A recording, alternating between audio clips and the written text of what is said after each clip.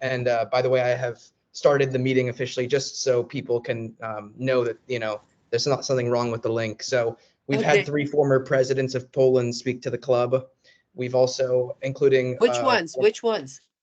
President Wałęsa, President Komorowski, and President Kwaśniewski.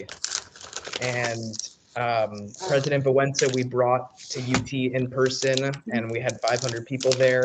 Oh. So we've also had the current U.S. ambassador to Poland speak to the club, and so I want you to know that you're in good company. Oh, that's for sure. Oh my goodness. Ambassador Brzezinski did that? Yep. Fantastic. Well, you're a great leader to bring this set of leaders before the students that are members of your association. So that speaks very well of you, Nathan. Well, thank you very much. So if you don't mind, I think we can go ahead and get started. So I'm just gonna start with an introductory speech. So welcome everyone. My name is Nathan Silverstein. I'm the founder and president of the Polish Club at the University of Texas at Austin. Today's event is being hosted by the Polish Club at UT, a registered student organization. This is not an event sponsored by the University of Texas at Austin. The views expressed today are of the invited guest speaker and do not represent the views of the student organization, the university, or its officers. This event is being recorded and will be posted on the Polish Club's website, where we have a virtual library with recordings of all our past guest speakers. I would like to thank our co-sponsors, UT Center for Russian, East European, and Eurasian Studies, the Center for European Studies, Liberal Arts Honors, the Department of Government, the Department of International Relations and Government, and the Strauss Center for International Security and Law. I'm excited to introduce today's speaker, the longest-serving Congresswoman in U.S. history, Representative Marcy Kaptur. Congresswoman Kaptur was born in Toledo, Ohio. She is of Polish descent. The Congresswoman earned her bachelor's degree from the University of Wisconsin at Madison, her master's in urban planning from the University of Michigan, and later did doctoral studies at MIT. Congresswoman Kaptur was first elected to Congress in 1982. She represents Ohio's 9th District. Representative Kaptur is a member of the House Appropriations Committee and almost 10 caucuses. Most notably for today's event, she is the co-founder and co-chair of the House Poland Caucus, the co-founder and co-chair of the House Ukraine Caucus, and a member of the House Caucus on Central and Eastern Europe. For the first 25 minutes of today's event, we will watch a short documentary entitled Freedom Means Never Surrender. The documentary, which Congresswoman Kaptur was involved in producing, tells the story of 2 brave Polish citizens who survived World War II and achieved the American dream after immigrating to the U.S. post-war. After viewing the mini-film, Congresswoman Kaptur will take moderated Q&A for around 30 minutes. It is my honor to now welcome a great American leader, Congresswoman Marcy Kaptur. Thank you, Nathan, and thank you to all of those who are members of your association for this time together today. I will try to make it useful to you and productive to you. If I could recommend a book, if you haven't read it in your classes, I would probably recommend the book Bloodlands by Dr. Timothy Snyder. Dr. Snyder is a professor at Yale University and an Ohioan by birth. But he, after the collapse of the Soviet Union in 1989, 1991, right in that period, was able to draw material from the Soviet archives in all of the various countries that had lived under the terrible mantle of the Soviet Union. And so there were young scholars like yourselves that were identified, and now the archives have been closed again, but he drew forth a lot of information that is contained in that book, Bloodlands. And I have read a great deal about European history. Our family obviously immigrated to America a century and a half ago, so it's not, I'm not a recent immigrant. I was born in the United States of America. I'm the 2nd generation, but we were always curious about our history. And I'll just say to the students before you begin the film, that it's really important to know your heritage and to remember how it is that you have freedom, that you have liberty as an American. It didn't start with you. It's a beneficent endowment that comes from prior generations. Don't ever be cut off from your heritage. Know what it is, understand what it is, and it will take you around the world, I guarantee you. Thank you very much for those introductory remarks, Congressman Kaptur. I'm going to go ahead and now share the video.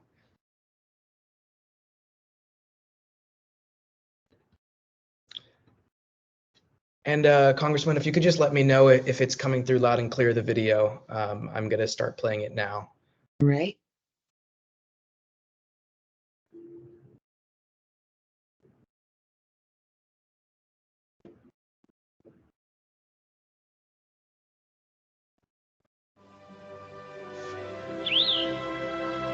On September 1st, 1939, World War II began. Poland was the front line. Poland's motto, "For your freedom and ours." What follows is the story of an exceptionally heroic couple whose lives spanned 2 continents. Is that coming through all right? For me, it is. Okay, great. Well, if it's coming through for you, then it means it's probably coming through for everybody else. So I'm going to keep playing it. 2009 speech, Mokra, Poland. Marian Wojciechowski, age 95. 70th anniversary of the Battle of Mokra, September 1st, 1939. At the monument to the Valhinian Cavalry Brigade, dedicated to all those who fought in the Battle of Mokra. Walka o ojczyznę nie jako coś specjalnego. To jest obowiązek każdego Polaka.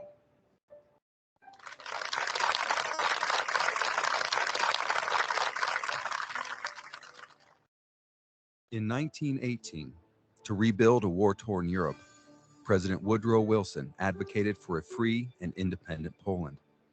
United by their belief in freedom, the citizens of the United States and Poland would dedicate their lives to the defense of liberty. It was once said that Poles possessed the freedom gene, no matter the time or place. My name is Craig Wojciechowski, and I live both with that gene and within the land of the free and the home of the brave, the United States of America. For my grandfather and grandmother, my Jaja and Busha, freedom was not always so easily exercised. Marian Wojciechowski and Władysława Punicki lived a life in Poland that epitomized the motto of Poland, "For your freedom and ours." Marian served in the Polish cavalry, fought and suffered in the Second World War. Władysława served as a girl guide in the gray ranks of the Muri and in the partisan underground in Warsaw. What I did not fully understand were the sacrifices they made until our splendid adventure to Poland. Along with our family friend, United States Representative Marcy Kaptur, we traveled the country of my heritage, a walking embodiment of the Polish-American bond. It was a moving and enlightening experience. On one stop, what was for me just a hill by some train tracks with blueberries growing on it, was for my Jaja something much, much more. It was a reminder of the armored trains, the brave soldiers, and the valiant cavalry. Along this journey, I also witnessed buildings that displayed graffiti, replacing the antagonistic symbols towards the Nazis painted there by the Girl Guides, an early organization similar to the later-day Girl Scouts. The Kotwica symbol painted on these structures, which stood for Polska Walczewska, a fighting Poland, was a brave defiance by my Busha, who was a Girl Guide during the Nazi invasion of Poland. My Jaja and Busha, like countless other Polish and American citizens, sacrificed much, so much for the cause of freedom. Their story, and especially the story of my grandparents, must be told. Did this really happen so many years ago from this day? How quickly the pages of history turn. Near this very spot, had I not found a simple hole in the ground, the German shell would have ended all that I was and ever would be. What you are about to hear is our story. And while many of the faces and places you will see are not a direct reflection of our journey, they do represent the era in which we lived.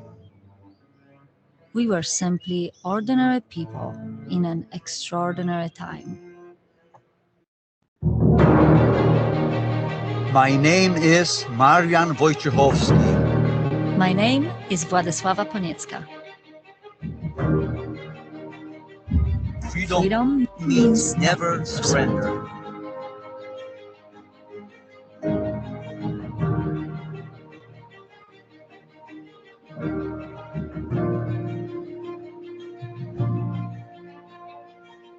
Our beloved Poland.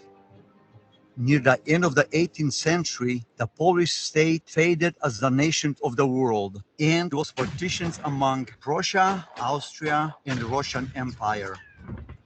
Then in 1918, from the ruin of so-called war to end all wars, Poland rose again from the ashes. We were born into a new generation and was to lead the Polish people in an era of hope, opportunity, and freedom. But it was not to be, for the clouds of war were again on the horizon.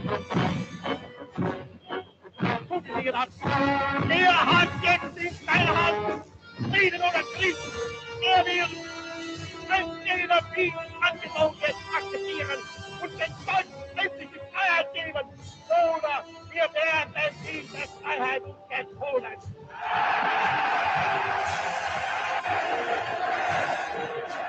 Ich gehe in meinem Volk jetzt voran als der erste Soldat. Hinter mir!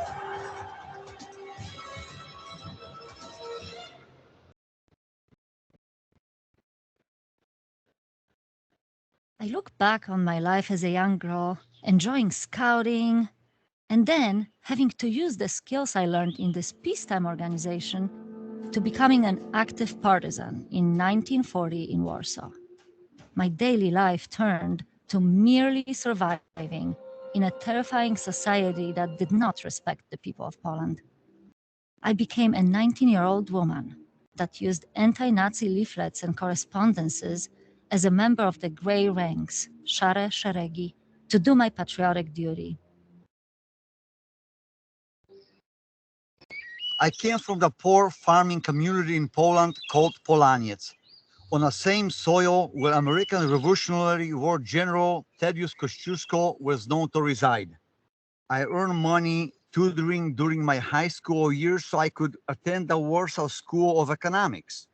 I was interested in various political directions and social problems, trying to find answers to questions how we should manage our country in order to improve the welfare of the people. I was able to get a job as assistant of the secretary in the Union of Agriculture and Economic Cooperatives, learning about wheat product purchase, cleaning, milling, and sales. As a young woman from the city of Warsaw, I spent my days with my girlfriends at school and many enjoyable excursions as a member of the Girl Guides, known as Girl Scouts today.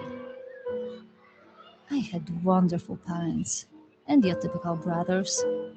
I especially loved when my mom would braid my hair. We would spend our days in Warsaw, shopping, and spend time with friends like most young girls in our teen years.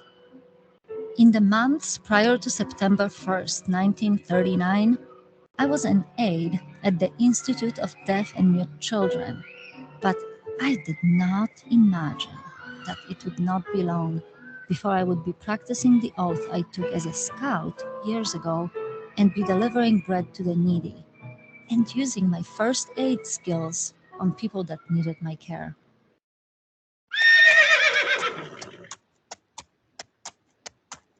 I have always loved horses, and it was also during this time that I joined officer school and was assigned to the 21st Regiment of the Nadwiślański Lancers. Fighting for one's country is not something special. It is the duty of every Pole.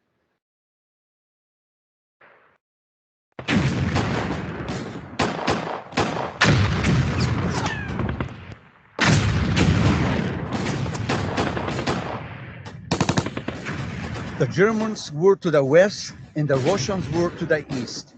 We were stuck in the middle, fighting on two fronts. As a young man, I joined the Wojtyńska Cavalry Brigade.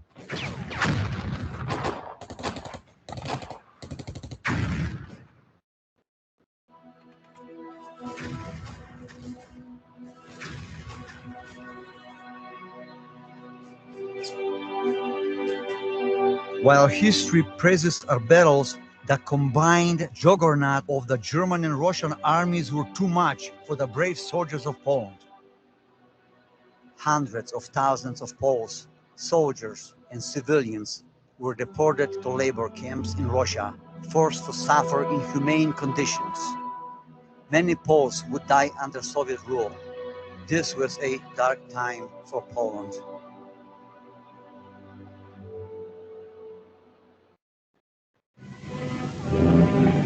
In preparation for the imminent invasion by the Germans into Warsaw, I saw an obligation as a young woman to contribute by joining the Grey Ranks and spending many hours moving in the darkness of night to distribute anti-Nazi leaflets or leaflets giving false information. As a łączniczka or courier, I now risked my own life and the life of my entire family. Once again, my beloved country faded from the eyes of the world, but not from the heart of the people.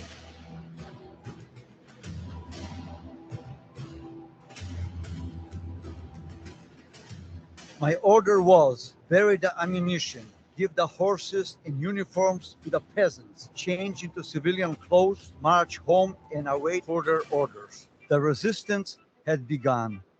Freedom means never surrender.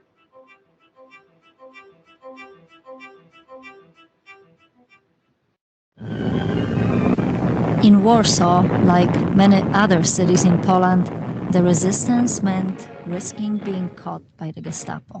That was exactly what happened to me in 1940 while being a courier. I was taken to Mokorów headquarters, which was a Gestapo detention center. I would remain there for 3 months. On various occasions, they would take me to 25 Aleja Szucha Street, a building taken over by the Gestapo, and placed me in a cell referred to as a tram. They would torture me and others to provide information. I would then be returned to Mokorów. I refused to betray my fellow partisans or my Poland.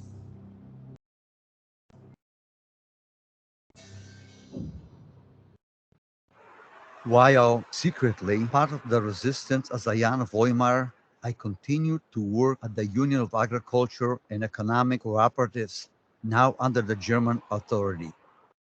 This position allowed me the freedom of travel and a clear understanding of food shipments, or more importantly, of what amount of food shipments could disappear without Germans noticing. Food was distributed in secret to those in need. Trusted contacts were made and information was spread throughout occupied Poland. It was a dangerous time. Many did not survive. Because of my refusal to cooperate with the Gestapo, I was sent to Pawiak prison in Warsaw.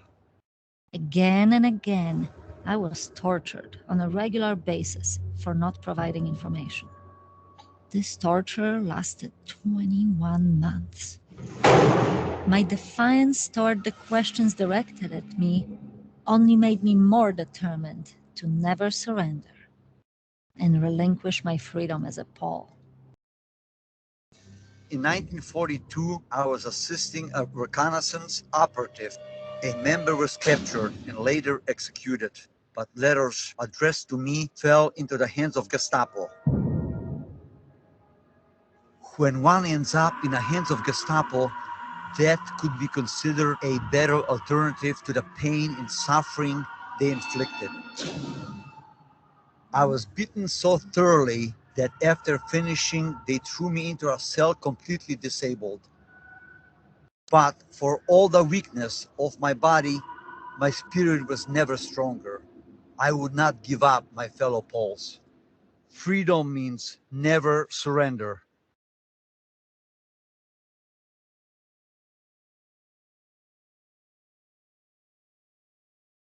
It was 1942, and I was transported to Ravensbrück concentration camp north of Berlin, Germany. This concentration camp was for women only. It was there that I became a member of the Mury, or the Walls. It was an underground resistance Girl Scout group in the camp. My torture was inflicted by a doctor, who was more like a butcher. I was one of the women that were referred to as króliki, or in English, rabbits, because of the experimentation done on us. It was horrific. They would either slice parts of our bodies and infect them with bacteria for pseudo-medical experiments, or, like myself, have caustic injections inserted into my body and then wait to record the results. I lived with those physical and mental scars my entire life. How can humans be so cruel to one another?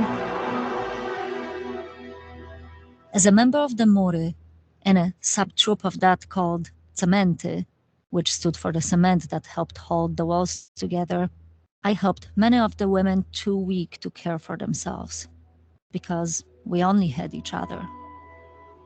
I was one of the fortunate ones saved from the bunkier, which was a cell for more severe punishment, by Anna Burda Welburdowna. When she changed my paperwork, which got me sent to Flossenburg concentration camp. I was sure to die from more experiments if I remained at Ravensbrück. 1 year of my life was left at Ravensbrück, but I survived. I refused to die.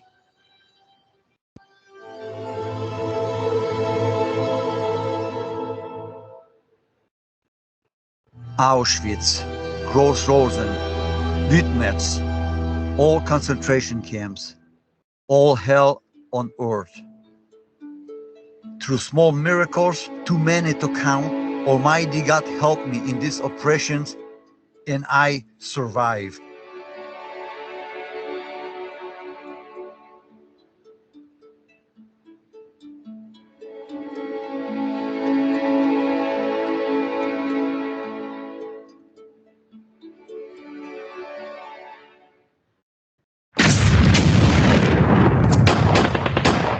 In the spring of 1945, we could hear the bombs bursting as the Russian army approached. Whole columns of prisoners were being marched to the west. On May 5th, 1945, I was included in such a column. It was known that any prisoner who no longer had the strength to continue were finished off with a rifle shot and left by the roadside. Therefore, at the first occasion during the night, I escaped.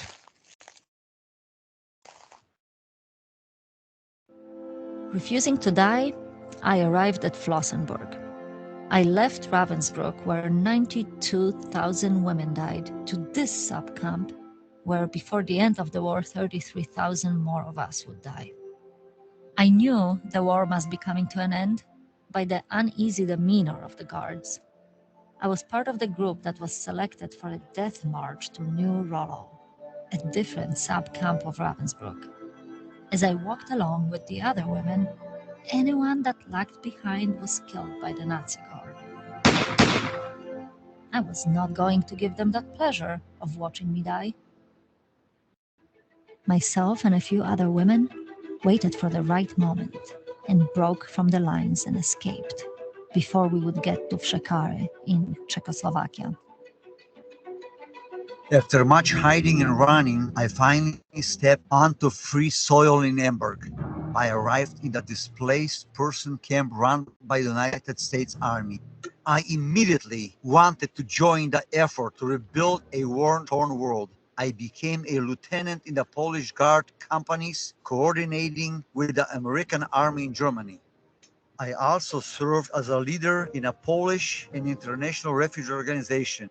But most importantly, I met my beloved wife and partner in all I will ever do, Władysława.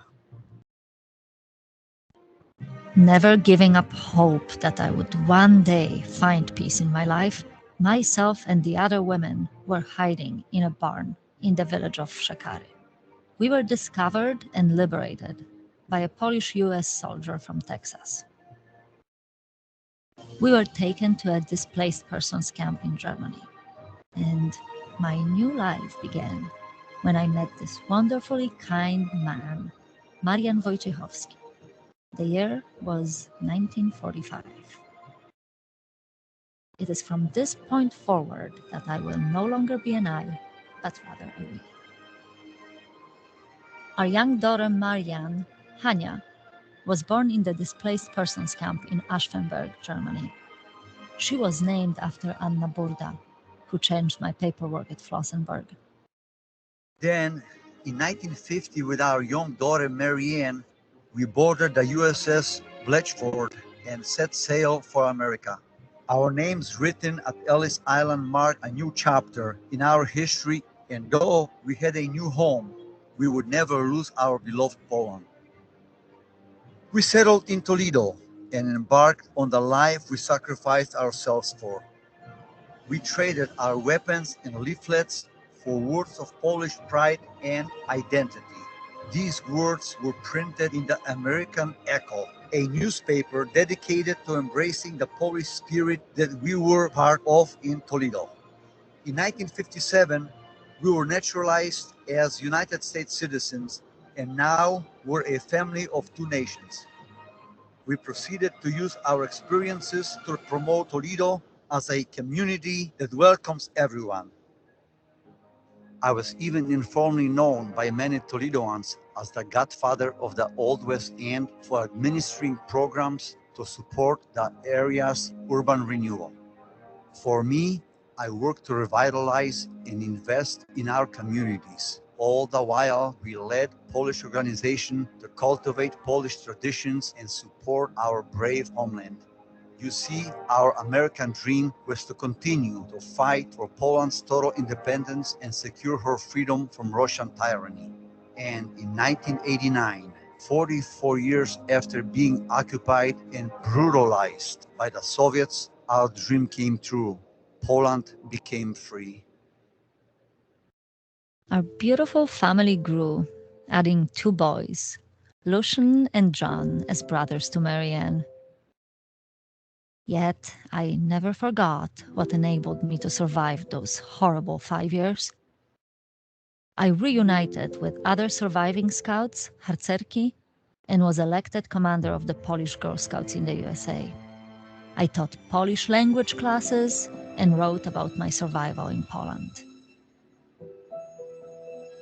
It is my hope that our lives and lives of those who were lost in the horrors of war be a testament to liberty, so that history will never forget what it means. In the twilight of our lives, we have lived, laughed, and loved. Although we have seen war, been prisoners, buried a son and countless friends, and lived with a mental torture and pain that came without treatment in the concentration camps, we have been truly blessed. Life, like freedom, means never surrender.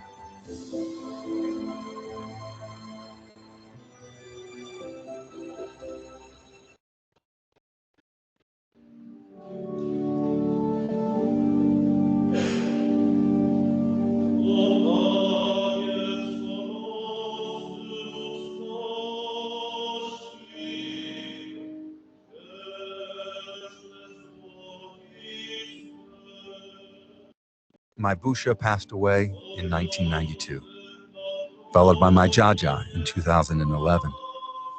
They now rest in peace, together, side by side at Mount Carmel Cemetery in Toledo, Ohio. They were honored by Poles and Americans alike.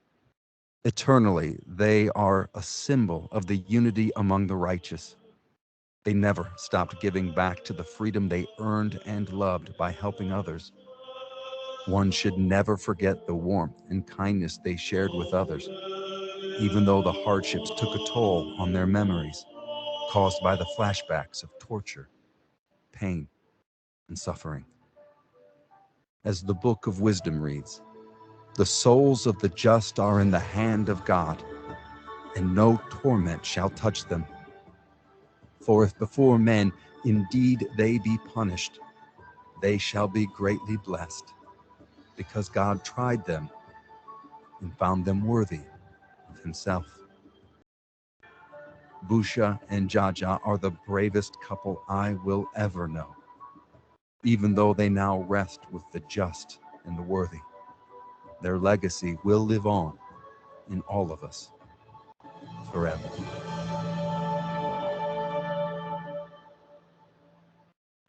This program was made possible by the Anastasia Fund and the Polish Cultural Center of Northwest Ohio, also by viewers like you. Thank you.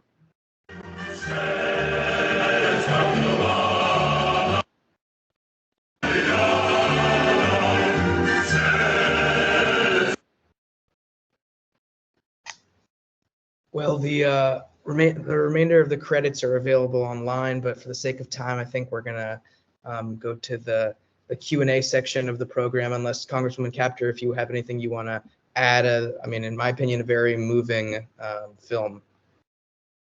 Thank you very much. Thank you for showing it to learn more about the history of the world through the history of individuals who have lived it. And also to say that if you have a chance to look at the credits later, at the very end, Colonel Wojciechowski makes a statement that I think is important. So just be aware. He was then 95, imagine. Because his English was not perfect, all right, I had the great privilege of traveling with him. He took me through his life. And that's where we had some of the pictures and films, because I could never completely understand all the parts. And I realized how much history we've lost. And my first major was history in my when I worked on my bachelor's degree. So I have a great respect for it.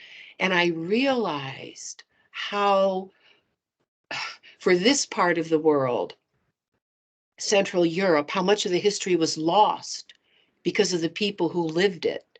And of course, Russians, the Soviets, in the period he lived in, killed over 23,000 Polish leaders from all walks of life at a place called Katyn Forest, Smolensk, Russia today.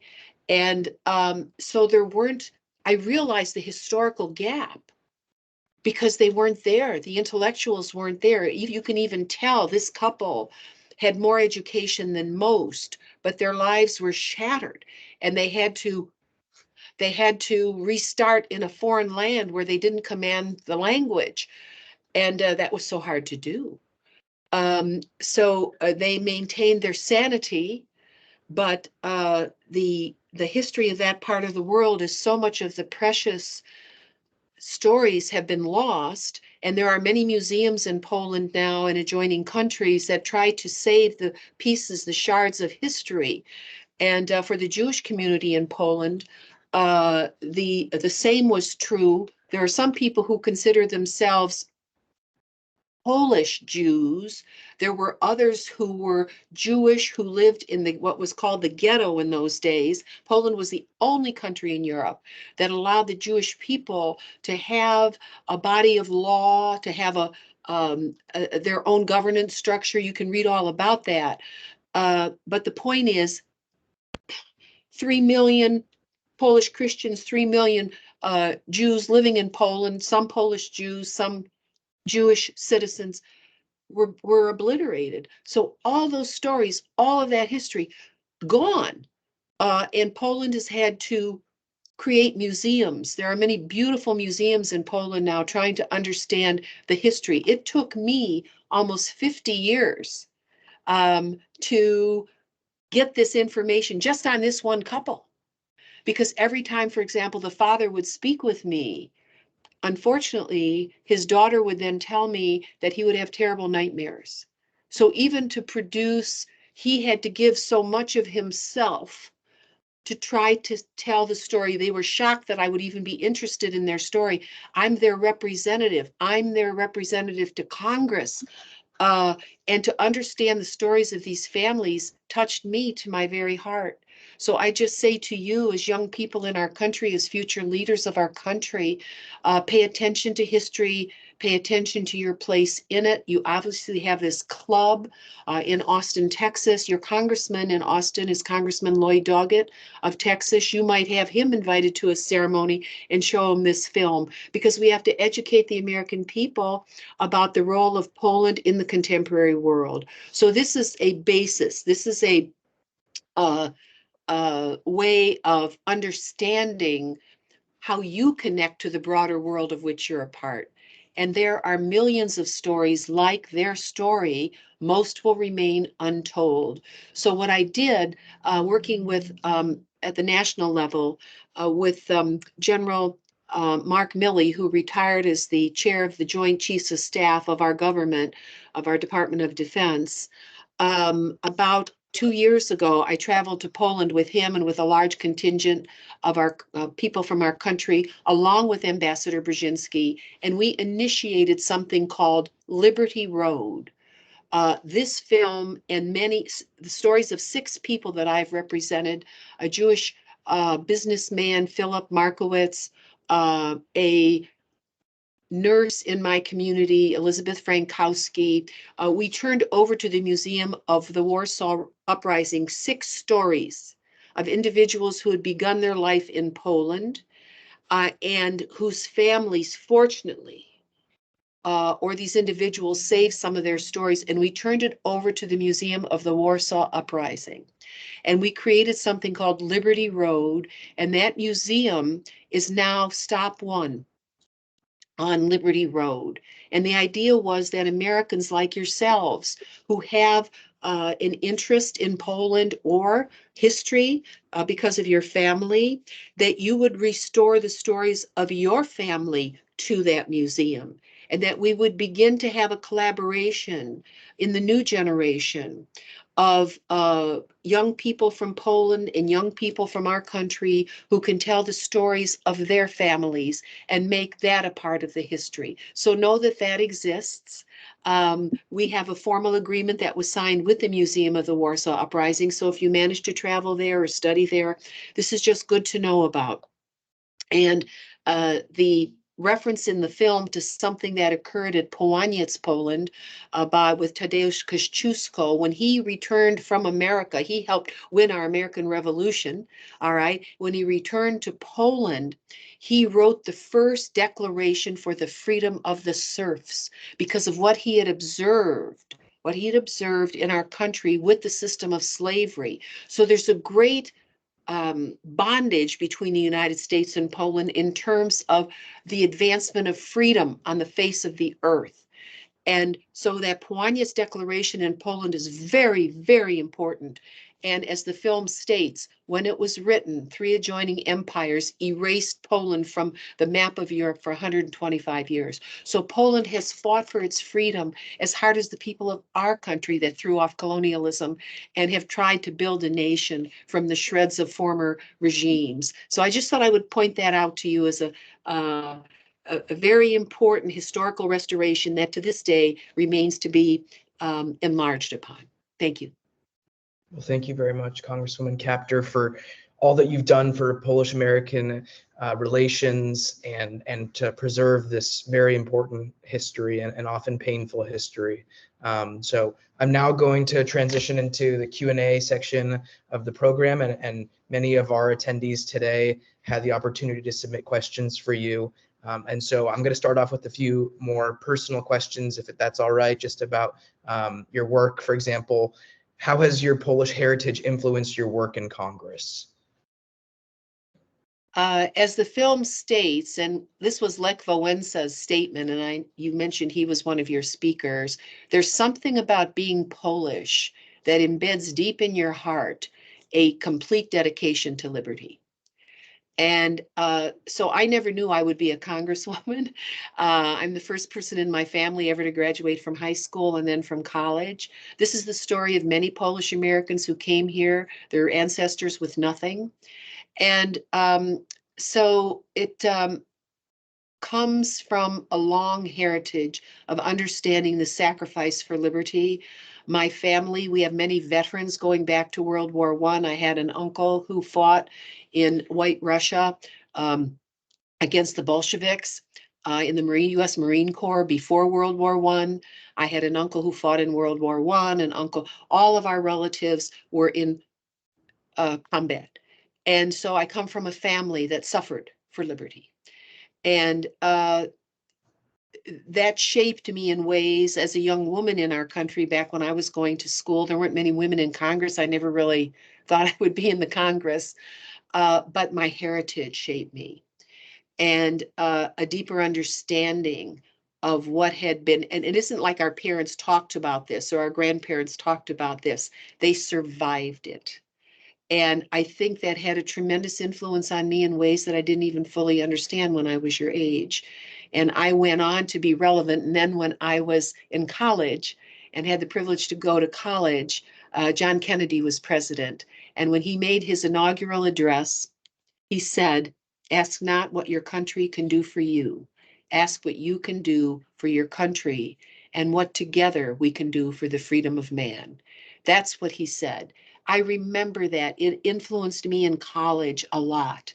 And I majored in history with a minor in economics, even though at that time that was really considered stupid, because how would you be employed as an historian? What would the job be? How would you use that? But I wanted to learn. I wanted to be relevant in my own time. And I actually have realized that dream. I've really been able to do that in my lifetime. I would encourage you to know yourselves, to know the history of your families and of your families in this country, and then to set a path to do something constructive in life, whatever that might be. Thank you. To now transition to a few questions about the film we just watched. So as we saw from Freedom Means Never Surrender, Poland was one of the countries that suffered most from World War II. And recently we've seen the Polish government calling for war reparations from Germany. Do you support Poland's call for these reparations? Well, that's a really difficult question because we have new boundaries of countries on the map of Europe. That really is a decision between the government of Poland on behalf of the people of Poland and the people of Germany and the government of Germany. Right now, my own personal feeling is because of what's happening in Europe and Russian interference in a new type of hybrid warfare, along with Iran, we don't need to upset Europe too much more than is already being done. I think we have to find ways to build bridges, whatever those might be, not walls. And I believe that under Vladimir Putin, Russia is rubbing salt on the wounds of places she well knows have not always had peace among the peoples there. And I am concerned about NATO and our ability to keep it strong. It really has been strengthened over the last several years. I urge you all, and I could send this to you, Nathan, if you're interested, a story about Omar Bradley, General Omar Bradley from Missouri, who's no longer living, but led U.S. forces to free Europe during World War II. It's important to look at that film and to think about the healing of wounds across the nations of Europe and to build bridges, not walls. So the restitution issue is one that can be fought legally. Structures can be set up to do that, but to do it in a way that builds bridges, not walls, in Europe, because there are forces on earth, particularly among the terrorist states, and I include Russia in that, Iran, what we see happening in the Middle East today with terrorist groups like Hamas, Houthis, Hezbollah, all funded by Iran in one way or another, that are going to places where there has been a struggle for liberty on behalf of free people, right? And Russia is working very hard to rub salt into the wounds to create conflict. So I don't want to create conflict with reparations. I think first there should be dialogue. First, commissions can be set up to work on this in a very legalistic way. Sometimes it's hard for the people of Poland to provide reparations when in fact property was taken from them too. And we have to figure out ways to build bridges, not walls, is my answer to that. Absolutely. And you mentioned NATO, which segues nicely into my next question. And as we've seen in the wake of the war in Ukraine, that NATO is likely stronger now than at any other time in its history, and certainly probably most relevant. However, some worry about the US's future commitment to the alliance, which you also echoed. The question being, what can American policymakers like yourself do to ensure that the US maintains its leading and all-important role in the alliance?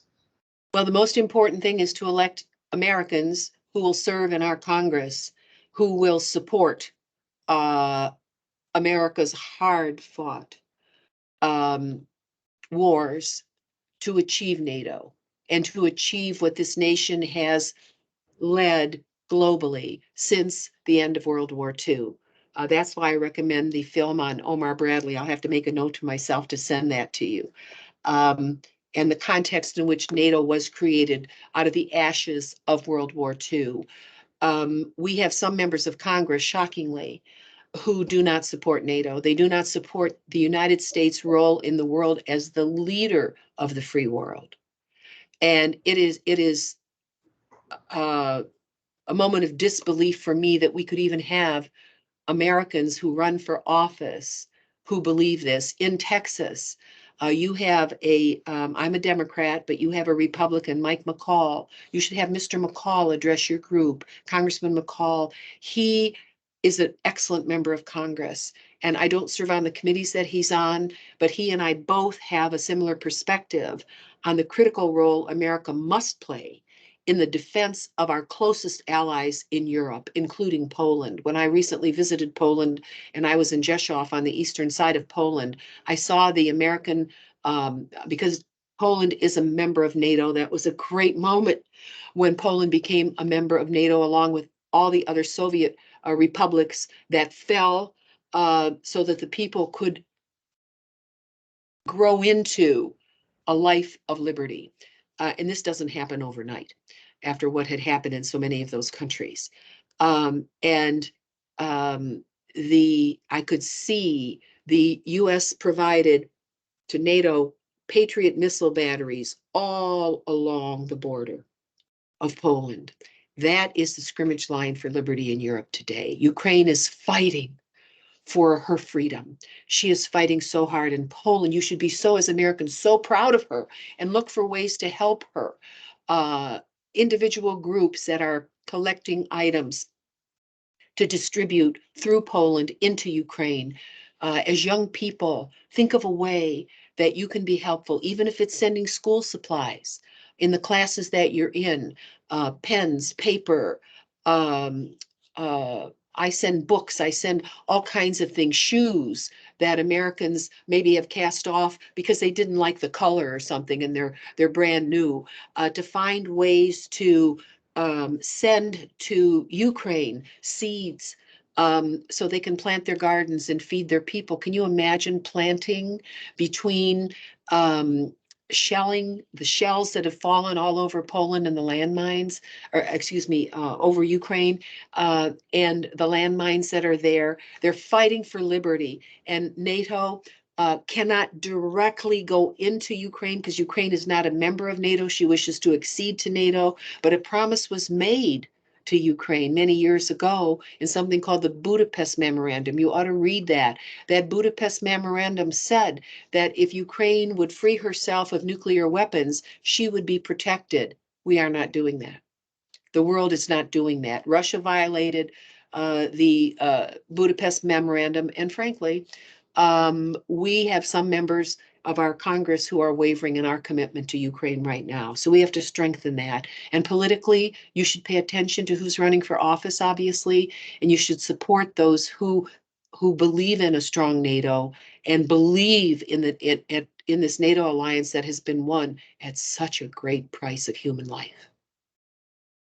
Thank you, Congresswoman Kaptur. Yes, you mentioned that lots of Americans and that there are even now members of Congress who don't necessarily recognize the importance of NATO and a free Europe. And in general, we see that a lot of Americans, especially those who don't come from, Eastern Europe and don't have Eastern European heritage, might not fully understand the importance of supporting Ukraine, for example, and the idea of supporting Ukraine might seem very far away and not relevant to their day-to-day lives. So could you maybe explain why, for a specifically American audience, why you think it's in their best interest to support Ukraine and NATO? To build freedom forward, to allow people who are dying to be free the opportunity to build a strong nation. Ukraine is the largest landmass in Europe. It is a rich agricultural country, though it's the poorest nation in Europe. They've never been given a chance to really, they became free in 1991 with the fall of the Soviet Union. Ukraine became a free country. It had elections 1991 forward. You can read about it. It's not easy to build a country. None of us have really had to do that. We inherited a great country and now we're taking it forward. But Ukraine has had to start from a level of poverty most Americans couldn't imagine. And yes, there were oligarchs over there and so forth, but look at how the average person lives over there. In the village life there, people still cook in limestone ovens. They don't have running water in their homes. I mean, it's the fact that they can fight the third largest military power in the world and survive over these 2 years of hell. Well, actually, the first invasion was 2014. The enlarged invasion occurred 2 years ago. That they've been able to survive those harsh winters and so forth. I think that people have to understand that Ukraine and its boundaries are the scrimmage line between tyranny and liberty in Europe today. And if they don't understand that, frankly, shame on them.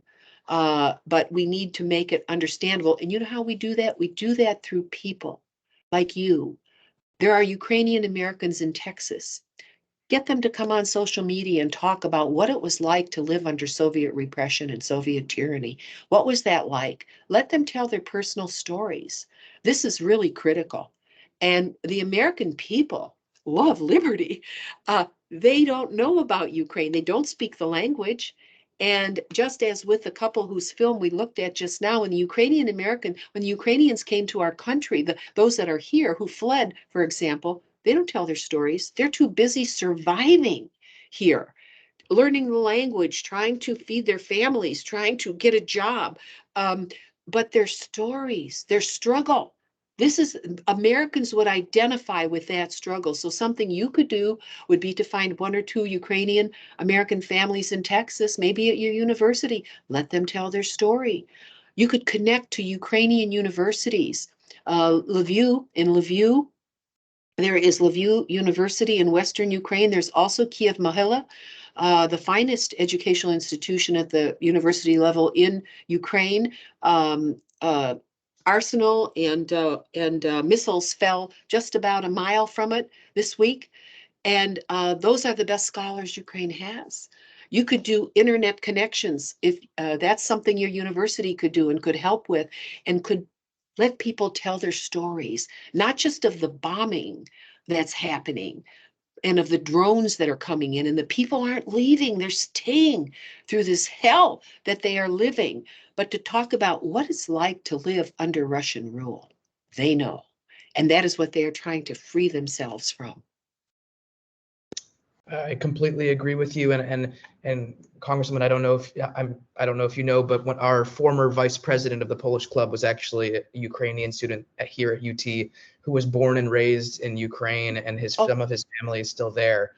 So we are very proud to say that we stand with Ukraine. We do a lot to try to support Ukraine. Actually, one of the many ways that these events benefit not only people who are interested in learning about Poland, but also about Ukraine, is that we also use these events as a fundraiser. We ask attendees to, because it's not just students that attend these meetings, and to try to help donate to help support Ukraine. So absolutely. To kind of, backtrack, and I recognize that we're coming up on the hour here, and you've already been extremely generous with your time. So maybe just a final question or two here. To kind of backtrack to talking about the American-Polish alliance, current U.S. ambassador to Poland, the Honorable Mark Brzezinski, who has spoken to the club, and Congresswoman, who you told me you know well. He's frequently called the U.S.-Poland alliance a special friendship. Why do you think the U.S. and Poland share this exceedingly close bond and partnership? Well, if you look back to the founding of our republic, two Polish generals, Kazimierz Pulaski and Tadeusz Kościuszko, came to America to lay out the war plans to throw off colonial Britain at the time. And so from the founding of our republic, we were influenced in our thinking about the Constitution, about human rights, by those generals. The book that was in the film, The Peasant Prince, is a good one to read, about the Tadeusz Kościuszko and what was going on when our country was first founded, because it's important to understand roots. Your roots as a person, our country's roots, where the values of liberty came from. And so because Poland, when Kościuszko and Pulaski, when they went back, they the Poignant Declaration was signed, and because Poland eliminated serfdom, at least tried to, on the continent of Europe, it was taken off the map of Europe. So just human worth, the worth of a human being, was an idea that was embedded in the Polish consciousness, and it was embedded in the minds of people like Thomas Jefferson and George Washington, James Madison. If you read our Constitution, if you read the amendments to our Constitution, where did those ideas come from that founded our country? I often marvel at our Constitution. 3 branches of government. They didn't trust the human genome because they knew that human beings make terrible mistakes, and that when they assume power, sometimes they're absolutely ruthless. And they tried to create a system where that couldn't happen. And so far, it's survived so far. But every election, every day, liberty's being tested. So I think the reason is it goes back so far. And then when Woodrow Wilson in the 20th century placed Poland back on the map of Europe, that built ties between us.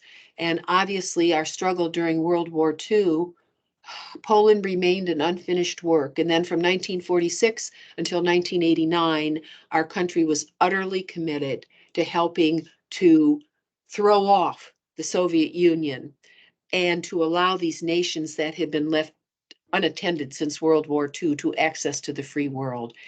And we have been successful till today in that effort. Our closest allies on the face of the earth that believe in democracy like we do are our European allies. Thank you, Congresswoman. We're a minute past the hour, so I guess I'll ask you, do you have time for maybe one last question, or do you have to wrap up? We can take one more. Okay, absolutely. Well, thank you very much. And I'll ask a positive last question. Not that the other questions haven't been positive, but some of them are, as you mentioned, have been a little difficult, but this one I think ends things on a happy note. So as we know, Poland has played a leading role in supporting Ukraine, having offered asylum to more than 1 million Ukrainian refugees since Russia invaded. What do you think Poland's response to the war in Ukraine says about the Polish people, government, and what do you think about the call by some for Poland as a country to be nominated for the Nobel Peace Prize? What an excellent idea. What an excellent idea. Poland has been extraordinary in welcoming the Ukrainians into their country. I traveled to Poland. I saw no evidence of this great humanitarian act on the part of Poles to welcome strangers into their homes. And it's really unbelievable. And the military risk they face for what they are doing. I just had an American return. I won't say who it is, but they raised hundreds of thousands of dollars for the railroads in Ukraine. This is an American business person who understands the Rotary clubs of our country that are raising money. I hope you share some of this with your Rotary clubs in Texas. The Rotary clubs have been outstanding in raising money across our country and providing portals to move product so that the Ukrainians can survive. individual Americans have been so generous. So I think that the American people, when we release the power, not just of the American government, but the American people, working with Poland, working through Poland, we can have so much more of an impact inside of Ukraine. And I don't think the American people realize when they do something, like I know one group that raised money so in this one town on the western side of Ukraine, they could build 2 little showers in a school so people could shower with hot water and just stay clean. When they realized that the money had come from the American people themselves, not necessarily the government, and I'm not against the government, don't get me wrong, but they said the American people care about us. Oh, wow. That brought plumbers out and carpenters who helped put the showers in, and it gave people hope. So I hope the American people know that others look to us to carry the flag of liberty forward with them. Well, thank you very much, Congresswoman Kaptur, for your time. And I want to let you know that we look to you as a role model, as an inspiration, and as a champion for the cause of freedom. So thank you very much for your time again and for being here with us today. Thank you, Nathan. And you don't know, you give me hope and all the members of your club, because I worry about what will the next generation see? What will they know? How will they carry liberty forward? Who will be prepared to lead? And you strike me as a very talented, caring young man. And those that belong to your club, which is they choose, it's a self-choice to belong. You couldn't be devoting your energies to any more important place and cause. Thank you. All the best to you. Graduate, get your degrees. If you have to scrub floors to get your degrees, graduate from college and make a positive contribution to your families, to your communities, and to our country in the cause of liberty. Well, thank you very much. I wish you a great rest of your day, and thank you again for everything. Thank you very much. All right. Tell your parents they did a good job. All right. Bye-bye.